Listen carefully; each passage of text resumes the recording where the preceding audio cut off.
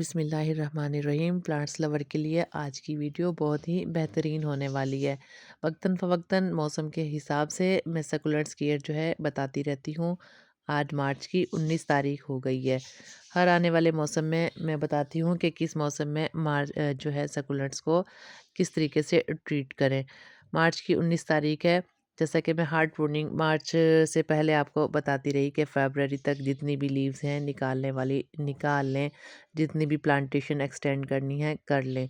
लेकिन अब जो टाइम है वो मार्च के हवाले से है, 19 मार्च के हवाले से जितनी हमने हार्ड प्रूनिंग की थी आप देख भी रहे हैं कि तकरीबन तमाम की तमाम बिल्कुल स्टेम्स जो खाली थी और जो छोटे-छोटे पप्स थे वो अच्छे खासी ग्रोथ कर चुके हैं।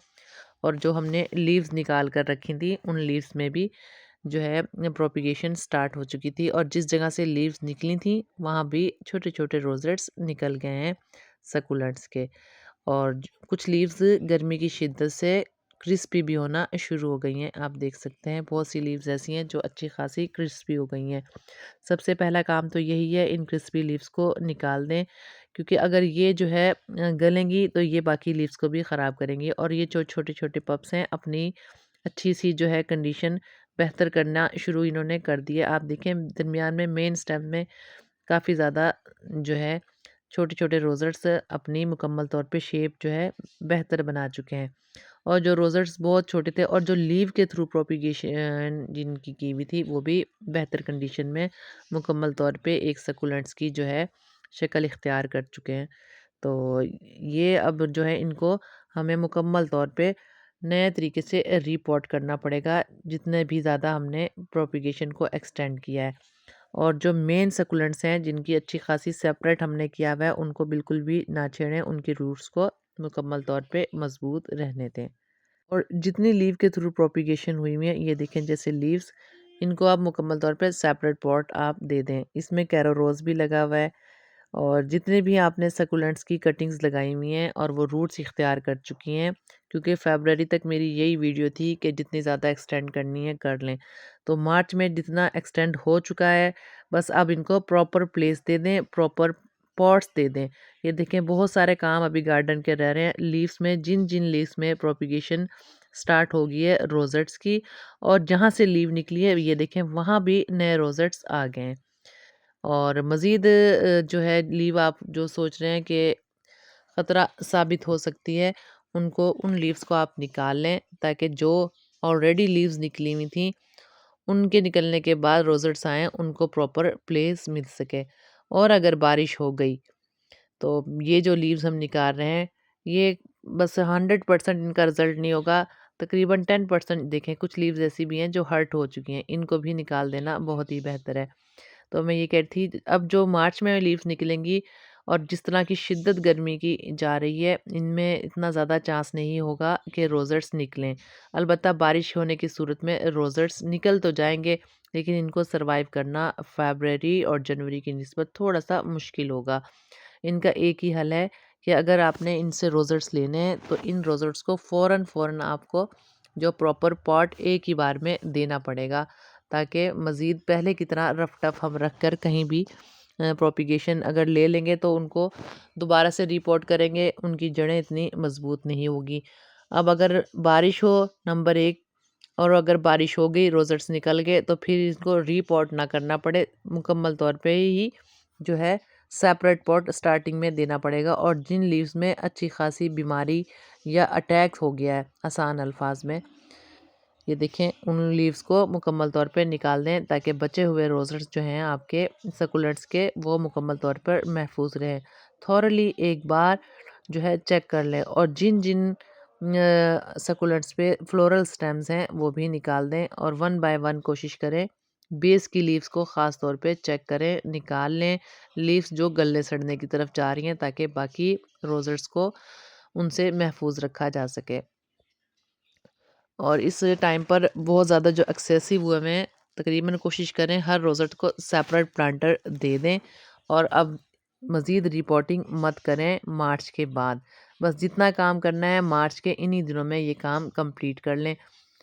और जो पॉट्स बहुत ज़्यादा कंजेस्टेड हुए हुए हैं और जो चीज़ ये देखें एक एक्स्ट्रा सी इसमें मटीरियल आ गया था, ये भी निकाल दें। कोशिश करें जब भी आप बाज़ार से बनी बनाई खाद लें तो उनमें एक बार चेक करें, प्लास्टिक रैपर्स वगैरह अगर कोई अनहेल्दी चीज़ है प्लांट्स के लिए वो निकाल दें। तो इसी तरीके से जो कंजस्टेड पॉट हो गए हैं उनको कोशिश करें सेपरेट कर लें या उनकी लीव्स जो हैं कम कर दें। अब इन लीव के थ्रू प्रोपिगेशन हो तो भी बेहतर है, ना हो तो भी बेहतर है। बहरहाल आपको जो कंटेनर है प्रॉपर तौर पे देने पड़ेंगे। सिर्फ मार्च में आप रिपोर्टिंग कर लें। मार्च के अलावा जब आप अप्रैल, मई, जून, जुलाई में रिपोर्टिंग कर तो लेंगे, लेकिन चांसेस जो हैं उनके बचने के कम होते हैं। मेरे जो सकुलेंट्स हैं अच्छे खासे हेल्दी हैं, तो इनको मैं अगर किसी भी मौसम में रिपोर्टिंग करूं तो बेहतर है, एक हाथ भी बैठ जाता है। लेकिन ज़्यादातर जो बिगनर्स हैं वो मौसम के अलावा रिपोर्टिंग करेंगे तो बहुत चांसेस होते हैं कि प्लांट उनके सकुलेंट्स के शौक में चले जाएं। बहरहाल ये इनिशियल केयर मैं फिर भी देती हूँ अपने सकुलेंट्स को कि जो एक्स्ट्रा लीव्स हैं वो निकाल लेती हूँ, क्योंकि मुझे मालूम है। और दूसरी ख़ास बात ये कि आप कोशिश करें इस बार मार्च से ही जो है मार्च के महीने के अंदर अंदर इनके लिए ग्रीन नेट का अरेंज कर लें या ऐसा शेड जहाँ से फ़िल्टर लाइट इनको मिल सके। याद रहे कि गर्मी में कुछ सकुलेंट्स ऐसे होते हैं जो 45 डिग्री तक टॉलरेट कर लेते हैं, लेकिन बहुत से सकुलेंट्स ऐसे होते हैं जो गर्मी में 45 डिग्री तक टॉलरेट नहीं करते। उनकी वैरायटी को सेव करने के लिए आपको टेम्परेचर बहुत ही ज़्यादा मेंटेन करना पड़ता है। और इसके बावजूद भी कुछ सकुलेंट्स ऐसे होते हैं जो मुकम्मल तौर पे हर तरह जो है केयर के बाद हमारे पास नहीं बच पाते। लेकिन मुझे तकरीबन तमाम वीडियोस में मैं जो है सकुलेंट्स का नाम लेती रहती हूँ, जैसे एचीवेरिया की ये वैरायटी, गोस्ट एचीवेरिया, और इसके अलावा कैरो रोज़ जो है कि जिंदा पत्थर भी कहा जाता है, और इसके अलावा पेचीवेरिया, जेली बीन और रूबी नेकलेस, लेमन कोरल सीडम, इनको हम 45 डिग्री पर रख सकते हैं। लेकिन शर्त यह है कि इनको हमें मुकम्मल तौर पे शेड प्रोवाइड करना पड़ेगा ग्रीन नेट का, और हमें इवनिंग में जो ग्रीन नेट है हटानी पड़ेगी ताकि रात की ठंडक इसको लग सके। मैंने फिर भी मार्च के अंदर अंदर काफ़ी रोज़र्स जो है मुकम्मल तौर पर सेपरेट कर लिए हैं। अब जैसा आजकल मार्च में शिद्दत जारी है गर्मी की, थोड़े चांस यही हैं अगर ये बगैर नेट के रहे तो इनमें रूटिंग भी मुश्किल हो सकती है बनिस्बत जनवरी और फरवरी के। इसके अलावा जितनी भी लीव्स मैंने लीव के थ्रू प्रोपिगेशन जिनकी की हुई थी उन तमाम लीव्स को ज़्यादातर मैं सेपरेट पॉट दे दूंगी, और रोज़र्स को भी जो कंजस्टेड कंटेनर है उनको भी थोड़ा सा लाइट करूंगी और एक्स्ट्रा रोज़र्स निकाल के सेपरेट प्लांटेशन कर दूंगी। सिर्फ मार्च के अंदर अंदर ये काम मुझे करना पड़ेगा। अप्रैल में इनकी रूटिंग थोड़ी मुश्किल हो जाती है, प्लांट्स जो हैं शौक में चला जाता है, मेन मदर प्लांट भी शौक में जाता है, तो छोटे पप को तो मुश्किल ही होता है अपने आप को सरवाइव करना। दूसरा बेहतरीन हल ये भी है कि आप अपने प्लास्टिक पॉट्स वाले जितने भी सकुलेंट्स हैं इनके नीचे एक सेपरेट जो है मिट्टी से भरा हुआ कोई कंटेनर रखते हैं, ताकि जो रूट्स हैं अपने सकुलेंट्स की, हेल्दी वाले सकुलेंट्स की, बेस में रखे हुए कंटेनर, मिट्टी से भरे हुए कंटेनर में, या अगर हो सके तो उसमें थोड़े कार्डबोर्ड भी रखते हैं। और जब आप सकुलेंट्स को पानी देंगे तो कार्डबोर्ड में ड्रेन आउट होगा और मिट्टी में बेस में रखी हुई तो ठंडक ऐसी रहेगी जैसे ज़मीन की, और उसके ऊपर नेट का शेड। ये देखें कुछ पॉट्स मैंने सेपरेट भी कर लिए हैं, और कोशिश ये करें ज़्यादातर जो है सेपरेट पॉट्स में, डिस्पोजेबल पॉट्स में शिफ्ट कर दें अपने सकुलेंट्स को। अच्छा, बेस में रखा हुआ जो कंटेनर है वो बहुत बेहतर रहेगा।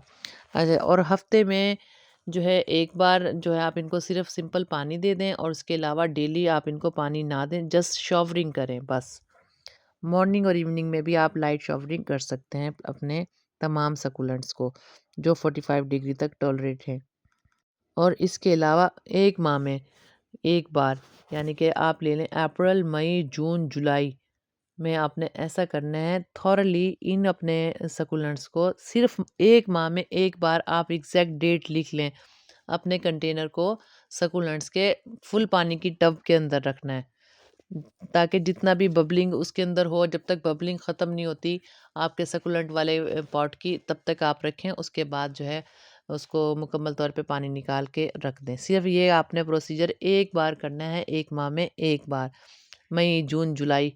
अगस्त में तो वैसे भी बारिशें ज़रूर ही हो जाती हैं, इससे ज़्यादा आपने ये नहीं करना। और फिर आप सिर्फ़ हफ़्ते में 1 बार अपने प्लांट्स को सकुलेंट्स के थॉरली पानी देंगी और उसके अलावा डेली जो है आपने सिर्फ़ शावरिंग करनी है। मॉर्निंग इवनिंग में आप कर सकते हैं और नेट प्रोवाइड करनी है। ये स्पेशल केयर जो है आपने अपने सकुलेंट्स को देनी है, लाइट करना है अपने इसके पॉट्स को थोड़े लाइट करना है, यानी कि सेपरेट कर दें और जितनी भी लीव्स हैं उन तमाम की तमाम लीव्स को सेपरेट पॉट दे दें। बेशक छोटे-छोटे कंटेनर दें जो कंजस्टेड हुए, लाइट करें। वाटरिंग शेड्यूल बिल्कुल मुकम्मल तौर पे एहतियात करें और ये तमाम बातों का आप ख़्याल रखेंगे तो नेक्स्ट ईयर भी अपने आप तमाम सकुलेंट्स की वैरायटी को जो आपने अपने गार्डन में ऐड किए हैं सेव रख सकते हैं। इसके अलावा जो है आप अपने कंटेनर को नीट क्लीन कर दें अच्छे से मार्च के मंथ में ही, क्योंकि अब ज़्यादा रिपोर्टिंग की बार बार ज़रूरत नहीं है और इन्जॉय करें खूबसूरती अपने सकुलेंट्स की। कैरो रोज़ को भी आप जो है चेंजिंग कर सकते हैं। तमाम कंटेनर को थॉरली देख लें जितने भी आपने रखे हुए हैं अपने सकुलेंट्स के कंटेनर्स।